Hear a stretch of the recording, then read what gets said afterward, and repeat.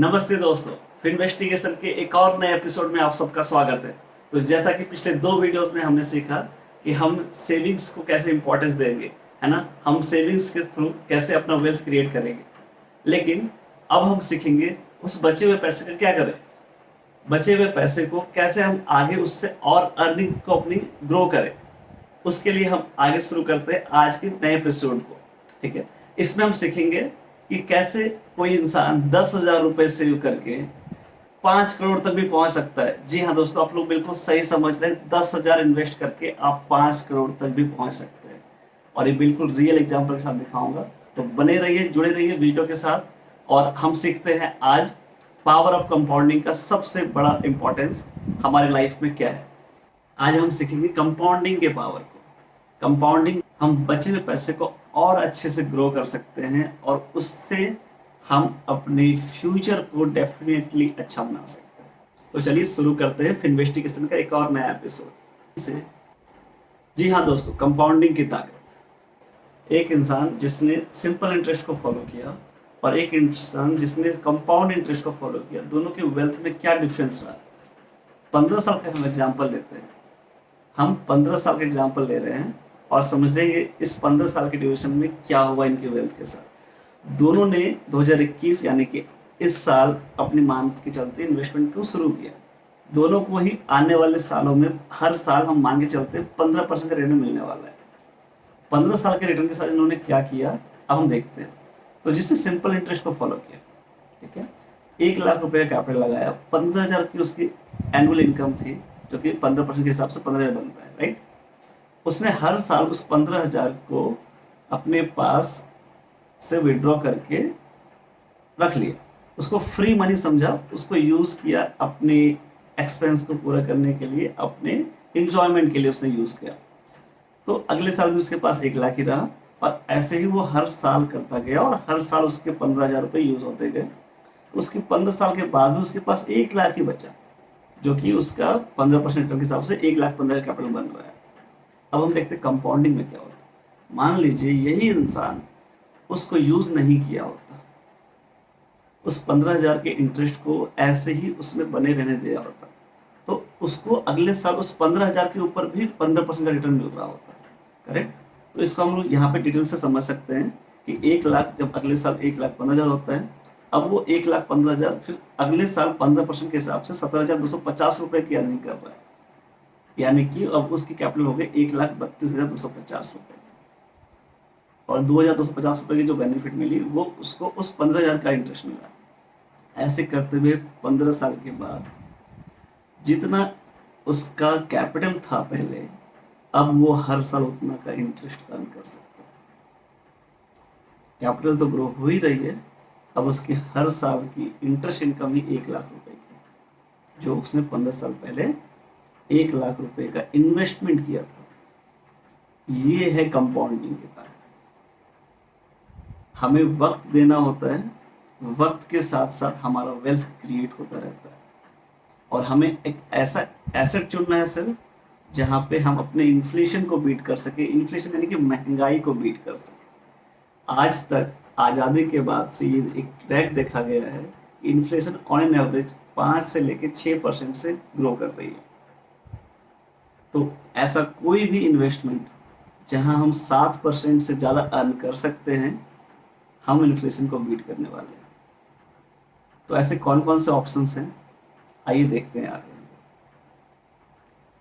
कहाँ कहाँ इन्वेस्ट कर सकते हैं। फिक्स डिपॉजिट का एक ऑप्शन है हमारे पास, राइट।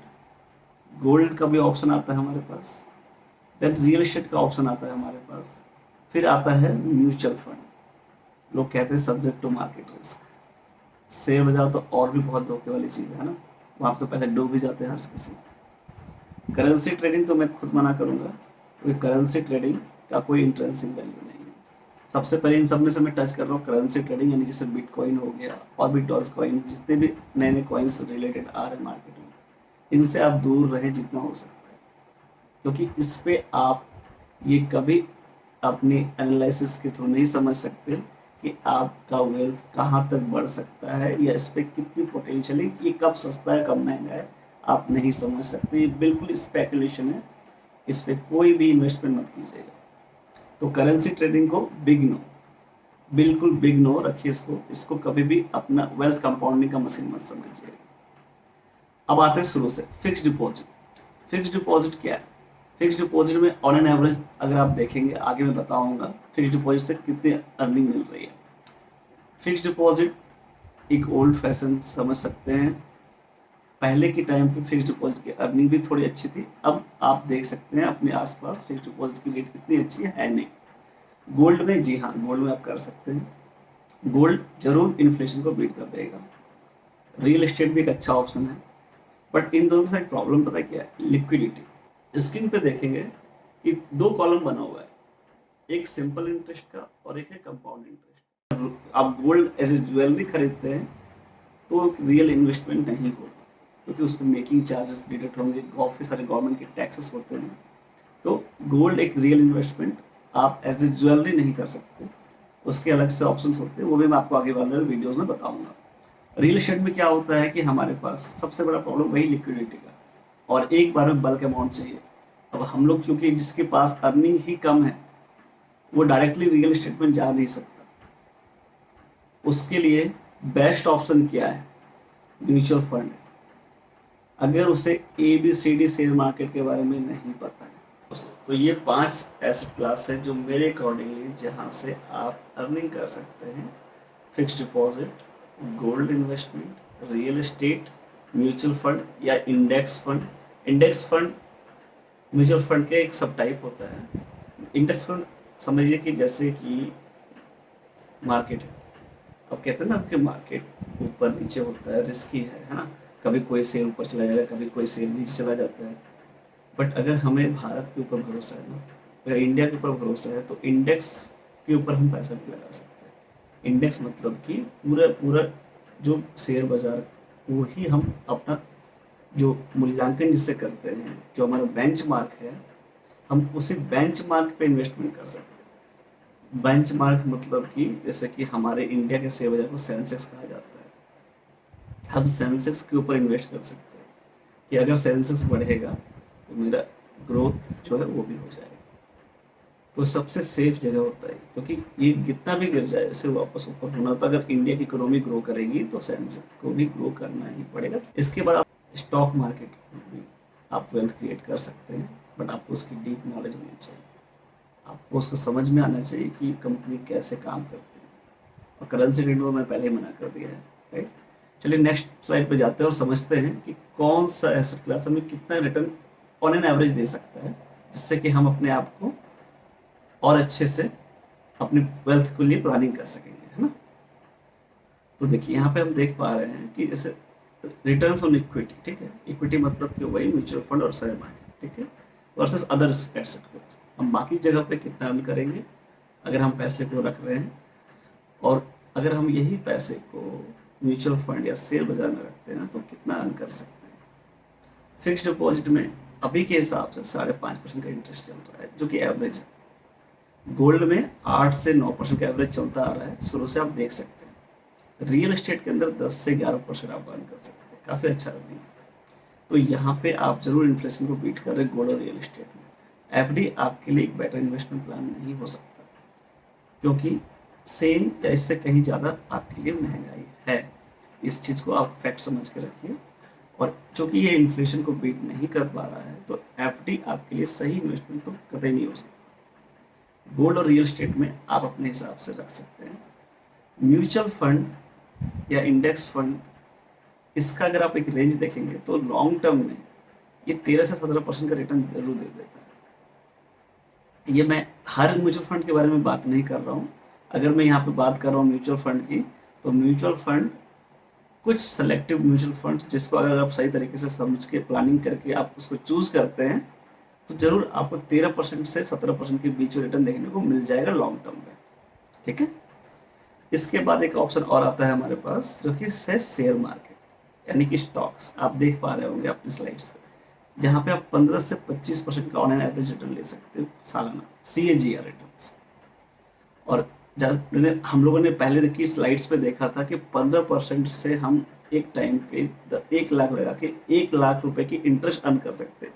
सोचिए अगर वही पैसा 25% से कंपाउंड हो रहा होता तो आपका वेल्थ कितनी जल्दी कंपाउंड हो गया होता डबल में, राइट। तो यहाँ पे पीटर लिंच साहब हैं जो कि वर्ल्ड के one of the famous wealth manager हैं। उनका ये कहना है कि अगर आप किसी 10 साल के बच्चे को ये नहीं समझा पा रहे हैं कि आपने ये स्टॉक्स यानी कि ये शेयर यानी कि किसी कंपनी में निवेश, आपको उस शेयर से दूर रहना चाहिए, ठीक है।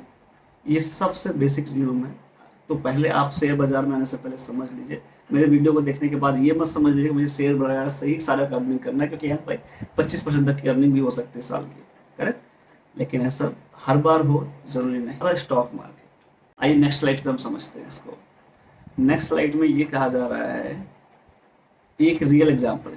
आज की जो वीडियो के स्टार्टिंग में हम लोगों ने जिक्र किया था कि कैसे 10,000 से हम 5 करोड़ तक की अर्निंग कर सकते हैं।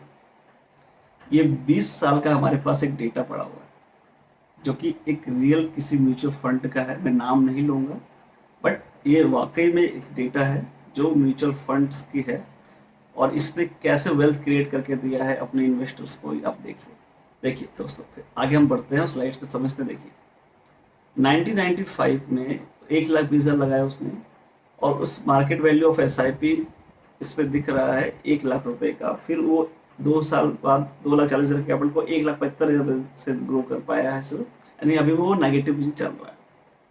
फिर वो 3,60,000 की अर्निंग को 3,42,000, मतलब 3 साल उसने इन्वेस्ट किया, मिला क्या? कुछ भी नहीं मिला। इक्विटी म्यूचुअल फंड तो बहुत बुरा है। अब तो लगेगा कि हमने 3 साल जाया कर दिया, पैसा मिलना तो छोड़िए सर, पैसे कंपाउंड तो छोड़िए सर, मेरे जो पैसे जमा किए गए 3 साल में 1 रुपए नहीं मिला, वो तो घाटे में चल रहा हूँ मैं, क्यों लगाऊंगा पैसा। अब अगले साल क्या होता है, उसने फिर 1,20,000 लेकिन दिल पे पत्थर रख के लगाता है। अब वो हुआ क्या, सीधा 6,20,000 रुपये हो गया। अब उसकी जो वेल्थ है वो वापस से बढ़ गई, यानी कि अब वो अर्निंग को ग्रो कर लिया। ऐसे ही जब हम देखेंगे तो ये कंपाउंडिंग के साथ साथ देखिएगा 2014 आते हैं तो इसने टोटल पैसे लगाए 24 लाख रुपए, इसकी वैल्यू बन रही है 5 करोड़ 5 लाख रुपए। तो 5 करोड़ 5 लाख रुपए हो गए इनके पास और इसने लगाए थे सिर्फ 24 लाख रुपए, यानी कि उसको 4,75,000 का अप्रोक्सीमेट टैक्स हटाने के बाद भी प्रॉफिट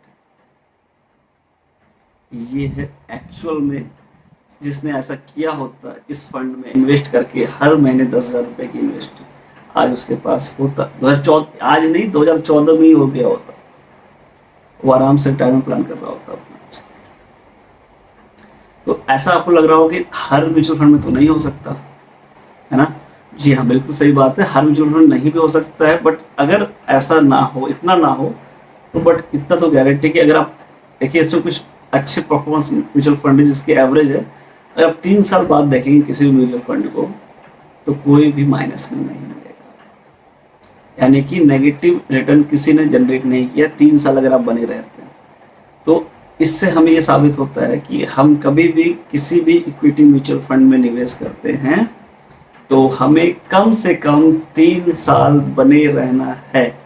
अगर हम 3 साल बने रह गए तो रिटर्न पक्की है, और उसके बाद रिटर्न कितना आएगा ये हमें हमारे पे डिपेंड करता है कि हमने फंड कैसा सिलेक्ट किया है और हम कितने वक्त के लिए उस फंड को समय दे पा रहे हैं। जितना लंबा टिकेंगे उतनी बड़ी रिटर्न मिलेगी एज ए कंपाउंडिंग, जिसको हमने ऑलरेडी समझा।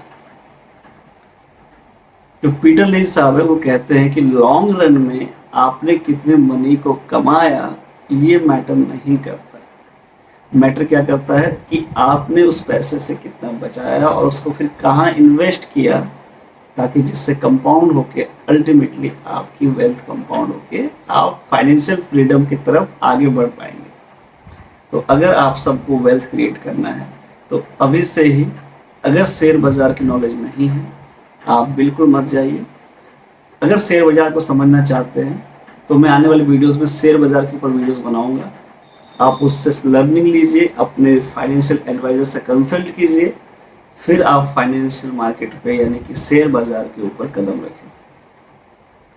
अभी के लिए आप म्यूचुअल फंड में जरूर इन्वेस्ट कर सकते हैं, क्योंकि वो एक अच्छे फंड मैनेजर के हाथ में होता है, जिनका काम ही होता है कि आपके फंड को बढ़ते हुए दिखा सके।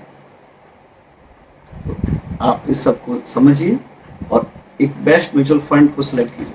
अगर आप लोगों को लगता है कि मैं म्यूचुअल फंड के ऊपर वीडियो बना के दूंगा, कौन सा म्यूचुअल फंड सबसे सही रहेगा, वो भी मैं बना के दूंगा आप लोगों को। इस चैनल पे कभी भी कोई भी पेड मेंबरशिप के बारे में कोई बात नहीं करेगा। जो भी चीज़ें मैं बताऊंगा बिल्कुल फ्री ऑफ कॉस्ट अवेलेबल होगी। जो भी चीज़ें पढ़नी होंगी बुक्स मैं आपको फ्री ऑफ कॉस्ट अवेलेबल कराऊंगा। आपको कभी भी किसी चीज़ के लिए पे नहीं करना पड़ेगा, इस बात की गारंटी है। अगर वीडियोस वैल्यूबल लग रही है, अगर आपको लगता है कि हाँ मैं इस वीडियो के थ्रू अपनी फाइनेंशियल प्लानिंग को ग्रो कर पाऊंगा, आगे इसको अर्निंग में तब्दील कर पाऊंगा, जुड़े रहिए। सब्सक्राइब जरूर कर लीजिएगा, लाइक कीजिए वीडियो को ताकि मोटिवेशन मिलता रहेगा और मैं ऐसे ही अच्छे अच्छे वीडियोस आप लोगों के लिए लाता रहूँगा। तो जुड़े रहिए इन्वेस्टिगेशन के चैनल के साथ और हम ऐसे ही बढ़ते रहेंगे अपने फ्यूचर में वेल्थ को कंपाउंड करके एक फाइनेंशियल फ्रीडम की जर्नी की ओर। तब तक के लिए नमस्कार।